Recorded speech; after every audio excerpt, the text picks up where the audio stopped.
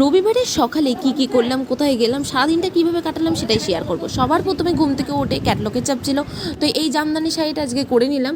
দেন তারপরে সকালের ব্রেকফাস্টে এই দই আর ব্ল্যাক পেপার খেয়ে দৌড়ে দৌড়ে চলে গেলাম ফার্স্ট লোকেশন ছিল শান্তিপুরি ডাকঘরে।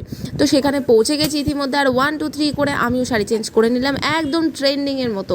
চলো এখানেও কাজ শেষ হয়ে নেক্সট লোকেশানে। সেদিনকে সকালবেলা মানে সারাদিনে দুটো কাজ ছিল, আর দেখতেই পাচ্ছ ওয়েদারটা মনে হচ্ছে এক্ষুনি বৃষ্টি নামে, কিন্তু না, আমি সেদিনকে অবাক হয়ে গেলাম, সেদিনকে বৃষ্টিই হয়নি। নেক্সট লোকেশানে গিয়ে ব্লু কালারের শাড়িটা পরলাম, আর চুলটা ঠিক করছিলাম, বিভৎস গরম ছিল দেখতেই পাচ্ছ। নেক্সট লোকেশানের কাজও শেষ হয়ে গেছে, সেদিনকে বাড়ি ফিরতে ফিরতে 4টে বেজে গেছিলো। আর এই সময় দেখো কী রোদ, তখন দেখালাম কীরকম মেঘলা করেছে, এখন দেখো কী রোদ। এইভাবে চলে গেলাম বাড়িতে। এরপর বিকেলবেলা আমাকে আবার বেরোতে হয়েছিল, যেহেতু সোমবারে আমি শিবের পুজো দিয়ে থাকি, সেই জন্য কয়েকটা ফুল আর ফল কিনতে বেরিয়েছিলাম। তারপরে ভাবছিলাম যে নেল পলিশের কোনো কালারগুলো পছন্দ হলো না, তারপর তরমুজ